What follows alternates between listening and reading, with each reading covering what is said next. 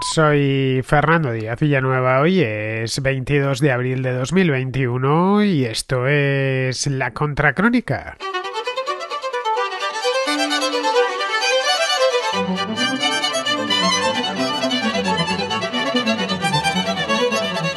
El exagente de policía de Minneapolis, Derek Chauvin, fue declarado culpable este martes por asesinar en mayo del año pasado a George Floyd durante su arresto.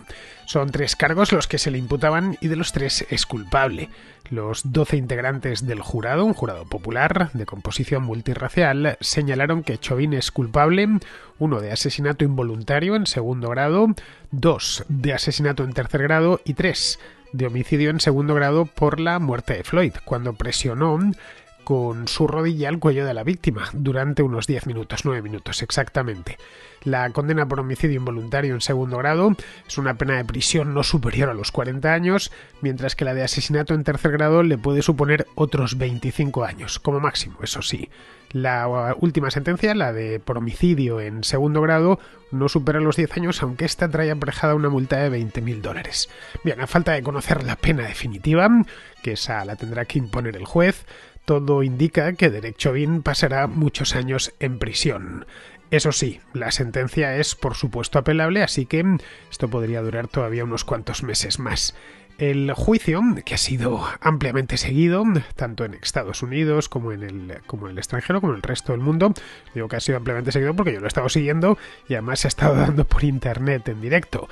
Bien, pues este juicio pone, no sé si el punto y final, pero sí al menos el punto y aparte a un escándalo que ocasionó graves disturbios durante el verano de 2020. Los recordamos todos a la perfección. Existía, por lo tanto, el temor de que Chauvin fuese absuelto, por lo que las autoridades habían declarado incluso el otro día el toque de queda en Minneapolis. La sentencia se recibió con bastante alivio, tanto en el propio estado de Minnesota, que se temían lo peor, y fue además el epicentro de las protestas, como en la capital del país, como en Washington, donde la nueva administración quiere ya acabar con este tema cuanto antes. La sentencia, de cualquier modo, ha sido ejemplar, culpable por los 3 cargos, y viene a demostrar que el sistema judicial en Estados Unidos funciona, con todos los defectos que pueda tener, y que es la justicia, y no la calle, quien debe resolver estos asuntos de manera ordenada, pacífica y con garantías.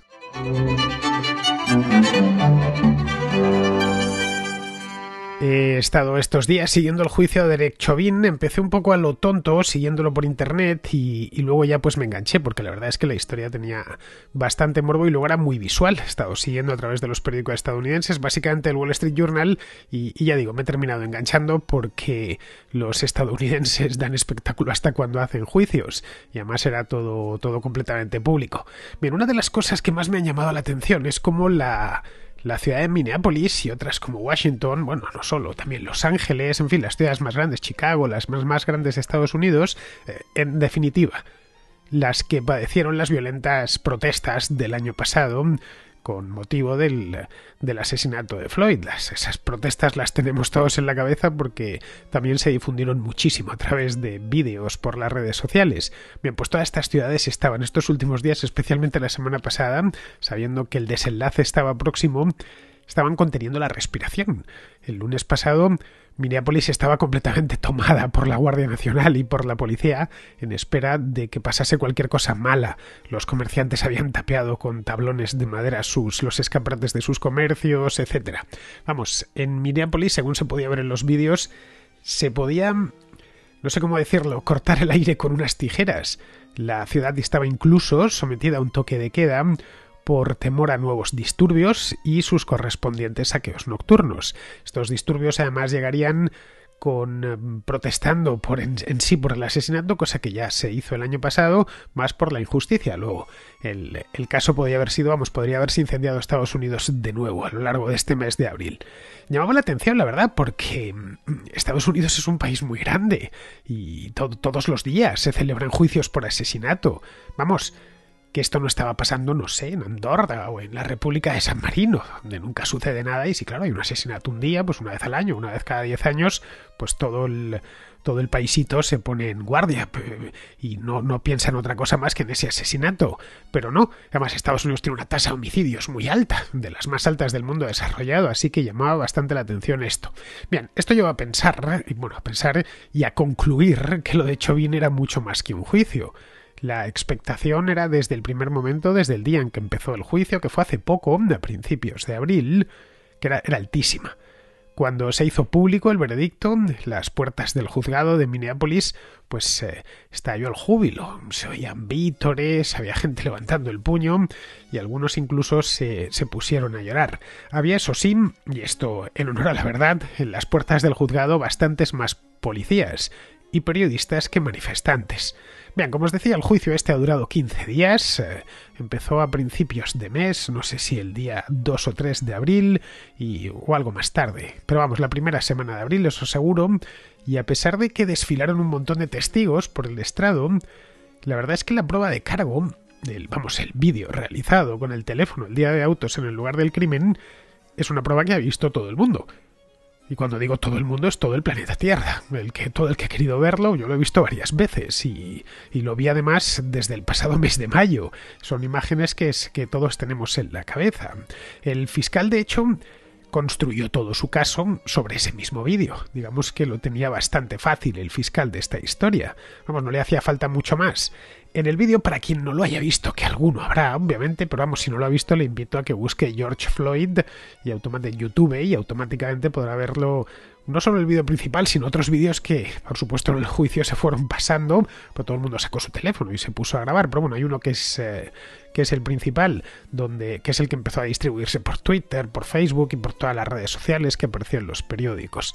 Bien, por si acaso alguno no lo ha visto, que algún contraescucha no lo habrá visto, lo que se ve en el vídeo aparecía era un vídeo grabado con un teléfono y aparecía George Floyd, un hombre de raza negra, esposado, boca abajo en la calle, sobre el suelo, mientras el policía, el tal Derek Chauvin, pues se arrodillaba sobre su cuello durante unos interminables 10 minutos, más o menos. Floyd le dijo a la gente que no podía respirar, el famoso I can't breathe, es decir, no puedo respirar, y luego ya se desmayó. Bien, la detención se produjo en Minneapolis delante de un pequeño supermercado, donde al parecer Floyd había ido a comprar tabaco. Nada más. La cosa más normal del mundo, vamos, que no lo estaba atracando ni nada de eso. Era más a la luz del día. Al parecer Floyd pagó con un billete de $20 falso. Alguien dio el aviso, se presentó a la policía allí. Bueno, esa fue en definitiva la razón por la que le detuvieron. Visto desde fuera, este caso, si nos abstraemos de todo lo que pasó después y nos centramos exclusivamente en el caso, es decir, en el hecho mismo, a ver, que te arresten, te tiren al suelo y te pongan la rodilla en el cuello hasta asfixiarte por pagar con un billete falso de $20, pues no sé, a mí me parece a todas luces desproporcionado. Pero al parecer, George Floyd en esos momentos estaba drogado. La policía trató de meterle en el vehículo patrulla, a lo que Floyd, muy agitado, por cierto, pues se negó y pidió que le dejasen en el suelo. Bien, como estaba el hombre muy agitado, el agente Chauvin le inmovilizó y fue ahí donde se produjo la asfixia y la muerte del detenido.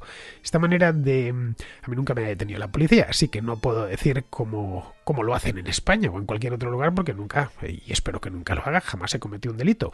Pero vamos, al parecer es una costumbre la de si el detenido es problemático, pues lo inmovilizan de esta manera.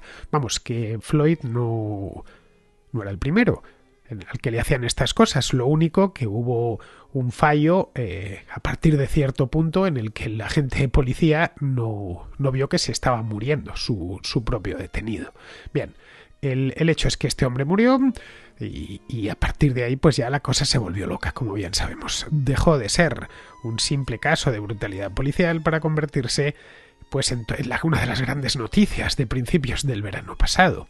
Bien, esto ha terminado en un juicio que ha tenido eco mundial. Y durante este juicio los testigos y los peritos discreparon bastante sobre la causa de la muerte de Floyd. Esto de hecho fue de las grandes discusiones dentro del juicio. Unos querían demostrar, la defensa de Chauvin quería demostrar que ese hombre iba a morir de cualquier manera porque estaba bajo los efectos de la droga, y los otros que el causante de la muerte, es decir, la fiscalía y la acusación, que el causante de la muerte había sido el policía. Bien, estuvieron pues mostrando cada uno, aportando sus pruebas. La detención de cualquier manera parece el culpable más obvio.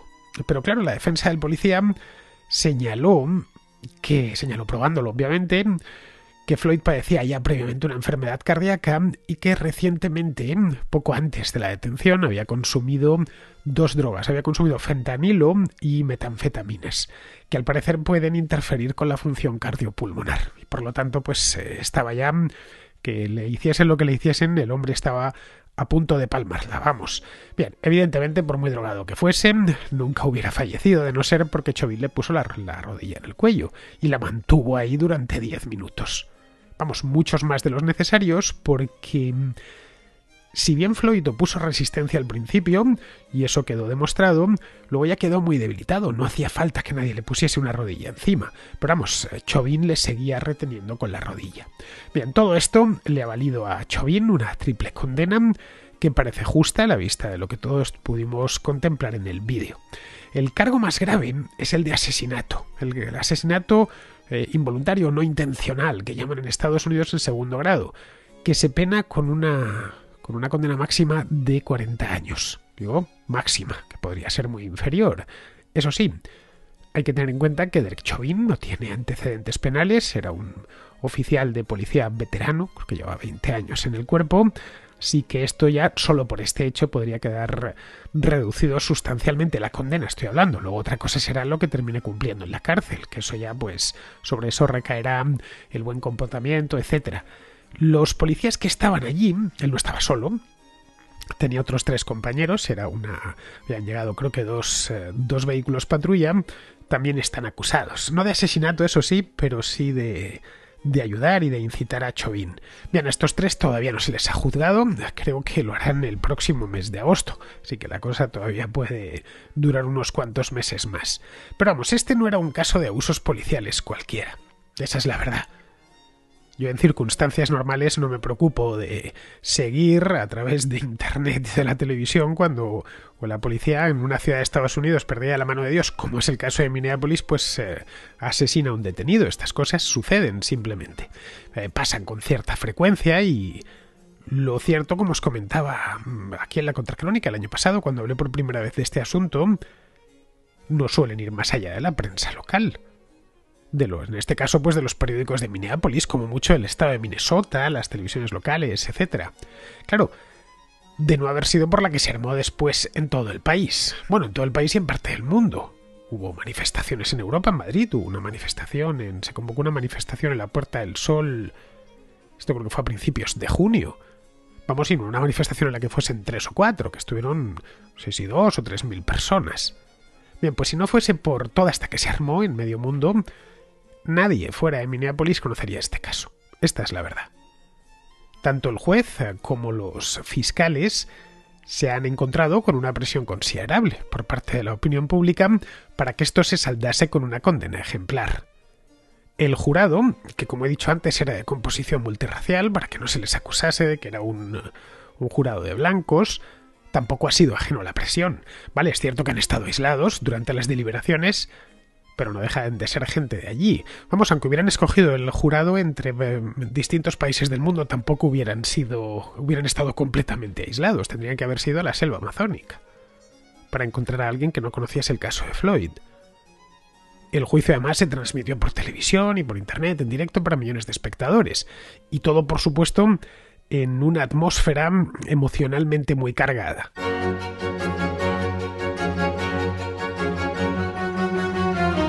Como os decía antes, el juicio en sí fue un espectáculo visual, porque todo estaba grabado, ya por el teléfono principal, este que conocemos todos, ya por otros teléfonos de gente que estaba ahí, que pues sacó el teléfono del bolsillo y se puso a grabar, ya por las cámaras de seguridad del establecimiento en el que estaba, del que acababa de salir Floyd, de comprar tabaco. En las sucesivas vistas del juicio se fueron mostrando clips de vídeos. En total se mostraron un total de 160 clips de vídeo. No es habitual que en un juicio, o por lo menos no lo ha sido hasta la fecha, que en un juicio venga con tanto aparato probatorio en vídeo. Normalmente el juez tiene que tirar de testigos. Testigo que puede bueno, expresarse mejor o peor, recordar unas cosas y otras haberlas olvidado, mientras que un vídeo tiende a ser fidedigno. Bien, esto permitió analizar el crimen desde distintos puntos de vista y analizar el caso, y esto es literal, analizarlo fotograma a fotograma.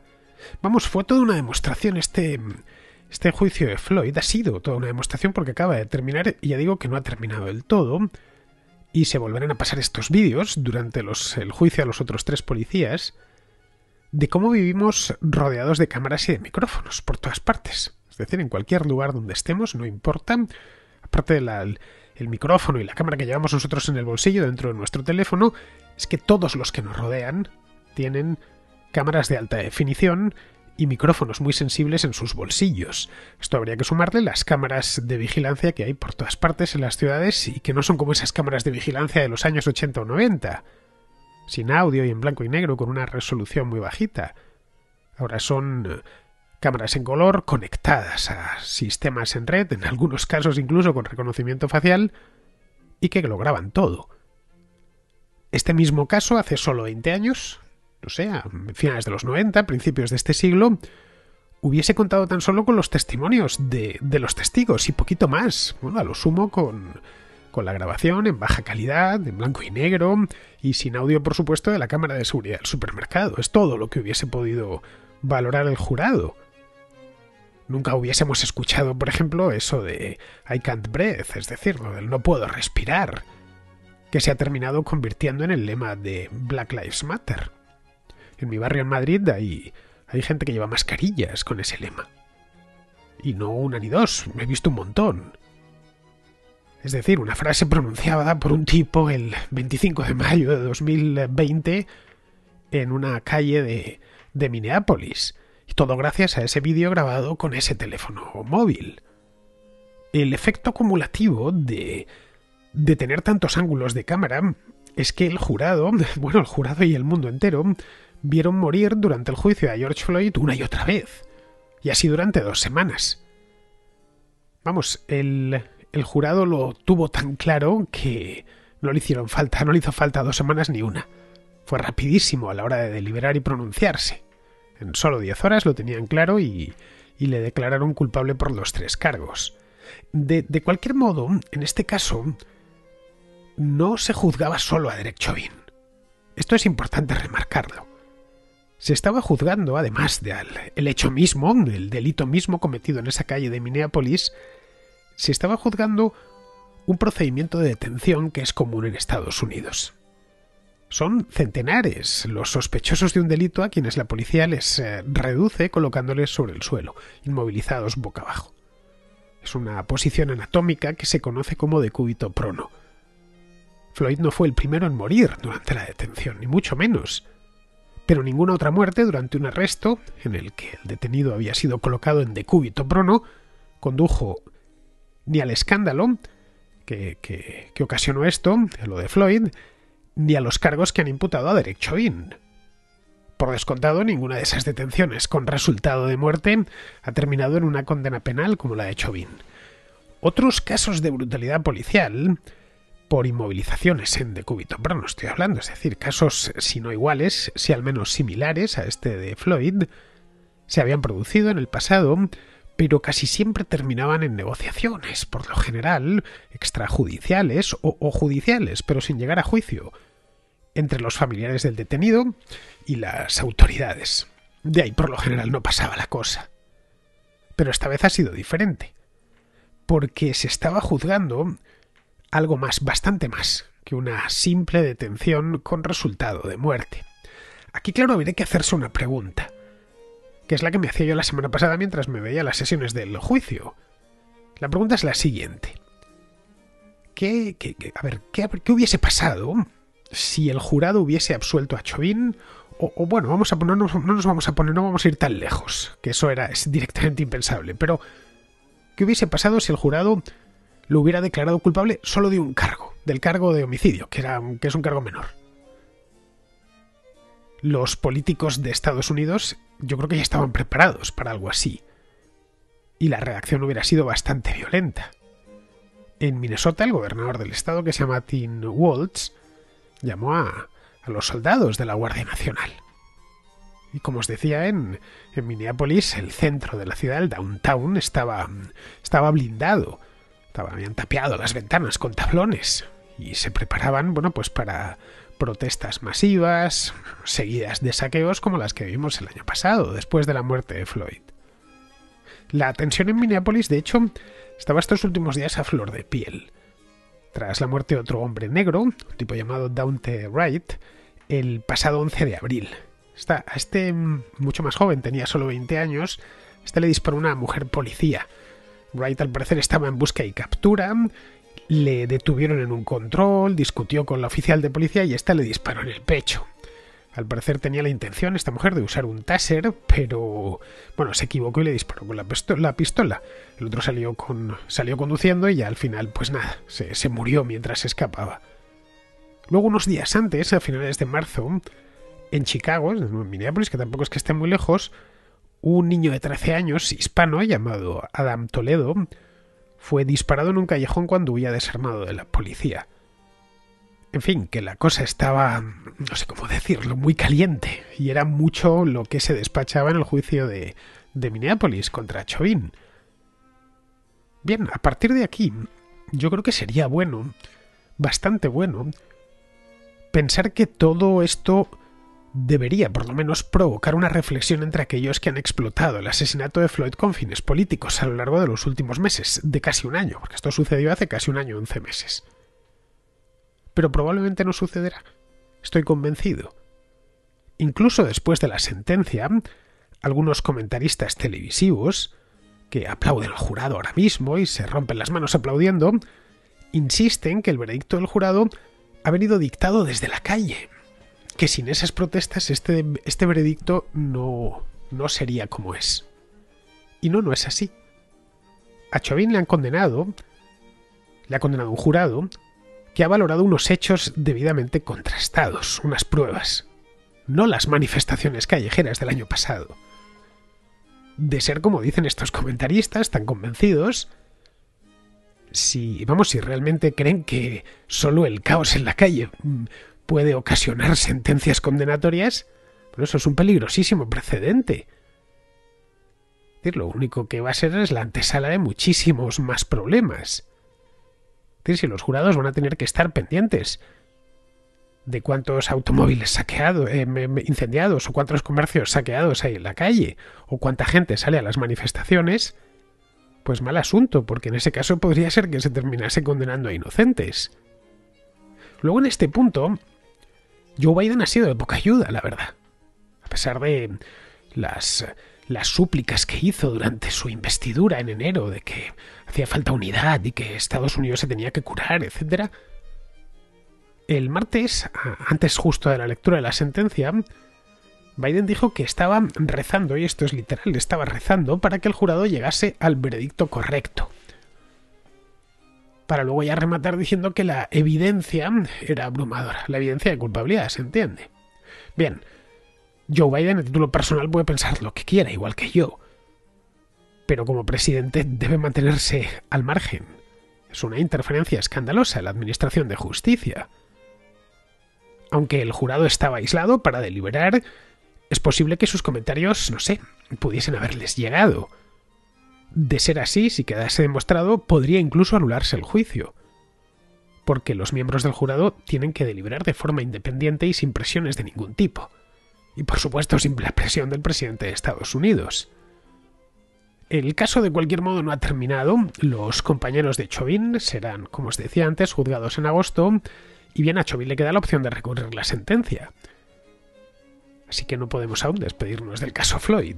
Los abogados de Chauvin y de sus compañeros seguramente utilizarán esta atmósfera política tan cargada, política y mediática, que rodea el caso como base para la apelación.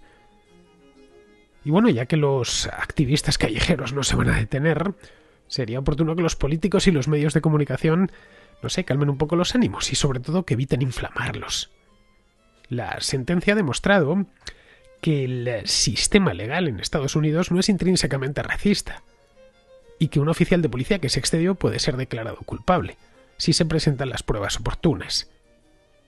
La cuestión, como sucede siempre en estos casos, es que cómo se equilibra que la policía haga su trabajo, que es defender el orden público y ser el garante del cumplimiento de la ley, mientras se castiga a quienes abusan de su poder. Resumiendo, que la justicia estadounidense no es perfecta, pero funciona.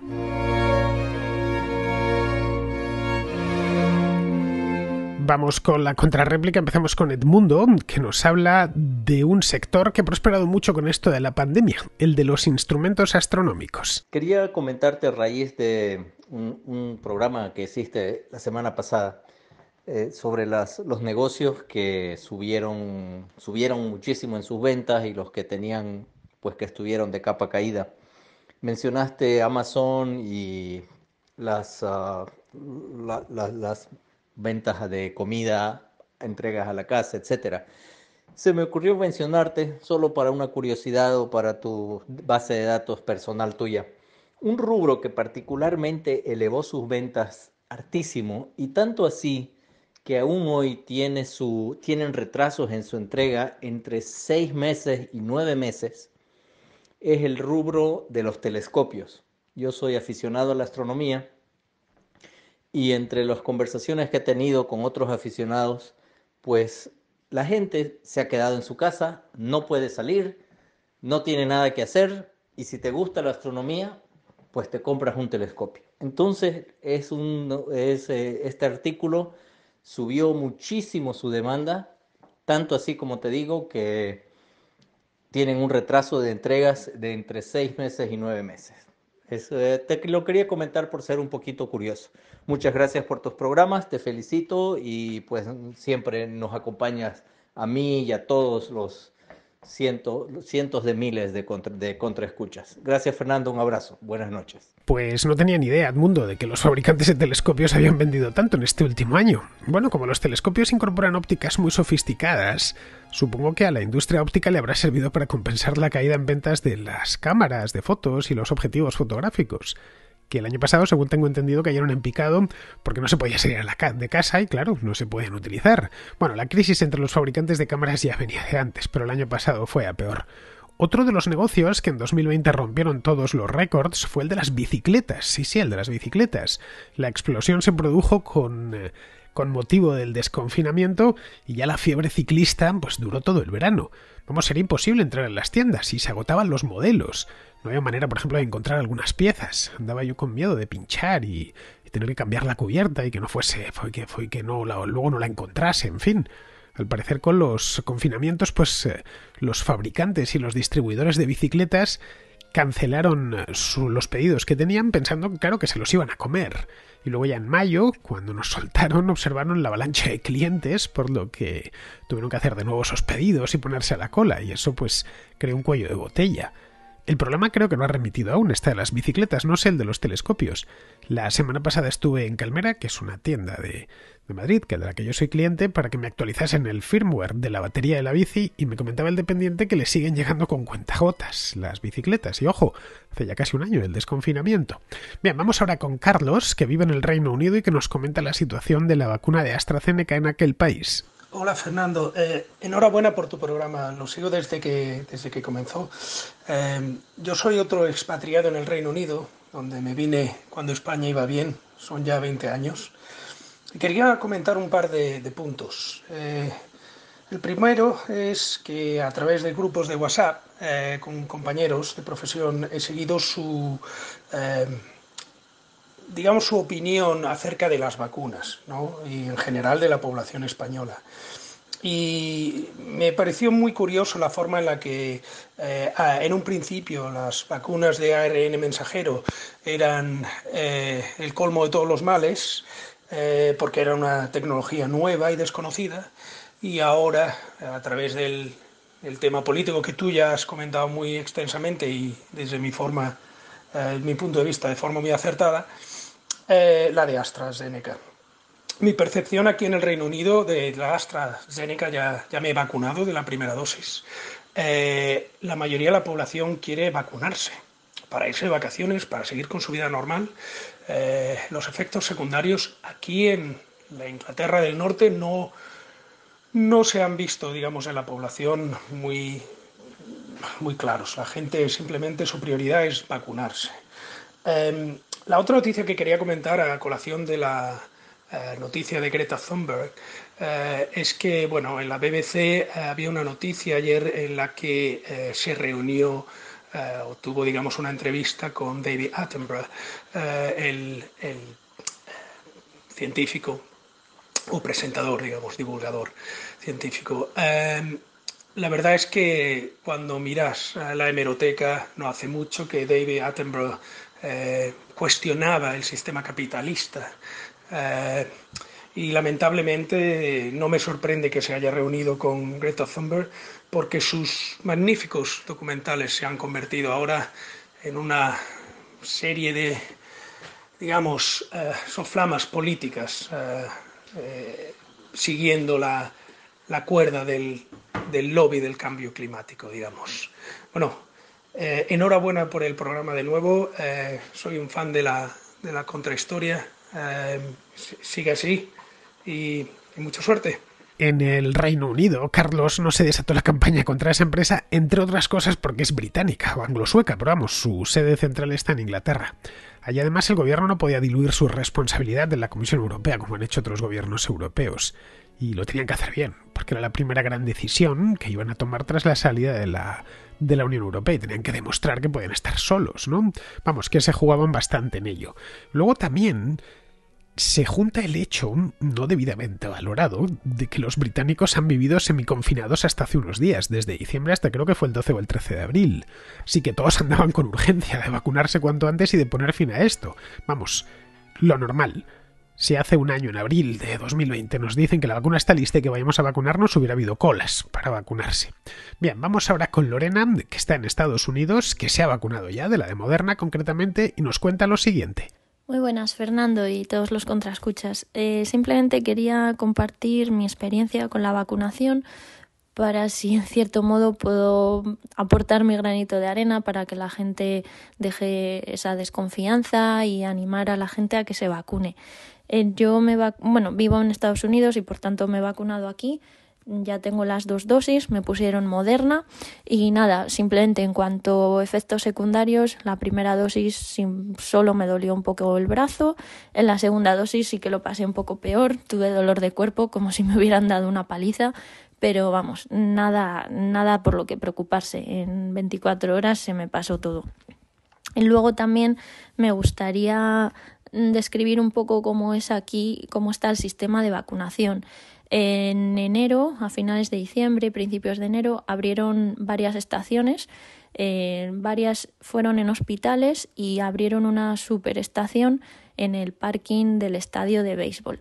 Y bueno, en esta estación había, no sé, no pude contarlos, pero yo diría que como 20, 30 carpas, cada una con un enfermero, un médico, y entonces tú ibas con tu coche, esperabas dentro del coche, en ningún momento te tenías que bajar y desde ahí te vacunaban. Entonces, cuando yo veo en España todos los problemas que se están poniendo, pues si no, es que las vacunas se tienen que poner en los hospitales, en los ambulatorios, de verdad creo que son excusas para no facilitar el proceso de vacunación. Aquí, de hecho, ahora se está vacunando hasta en los supermercados, en las farmacias, se están habilitando todas las maneras posibles. Y luego también se piden voluntarios, evidentemente para inyectar la vacuna. Solo dejan que lo hagan pues médicos, enfermeros con la experiencia apropiada, pero para el resto piden voluntarios de todo tipo. Entonces, gente que ayuda reponiendo las vacunas, observando a la gente después de la vacunación. Entonces, es un esfuerzo colectivo que veo que, como en España, solo se quiere limitar a los centros médicos y a gente muy especializada. Entonces, bueno, pues miro con cierta pena las cosas que están pasando en España, porque me parece que todo podría ser mucho más fácil, sobre todo cuando veo en otro sitio que es posible, ¿no? Así que, bueno, simplemente era eso, compartir mi experiencia y animar a la gente a que se vacune.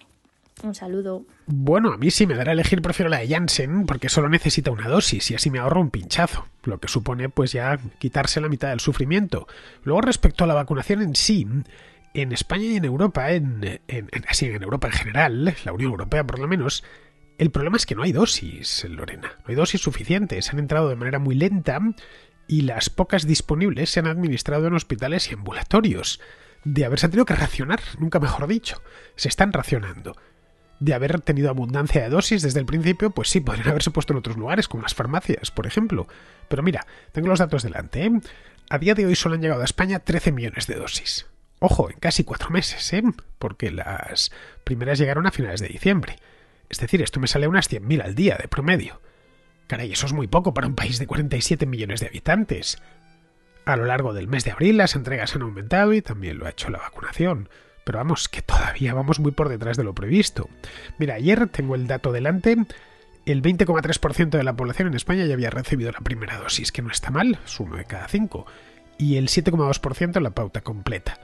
Desde hace 3 semanas se está vacunando mucho más deprisa, ya a ritmos superiores a 300.000 personas diarias. Bien, seguimos con Alberto, que también nos habla de vacunas, esta vez de la rusa, de la Sputnik V.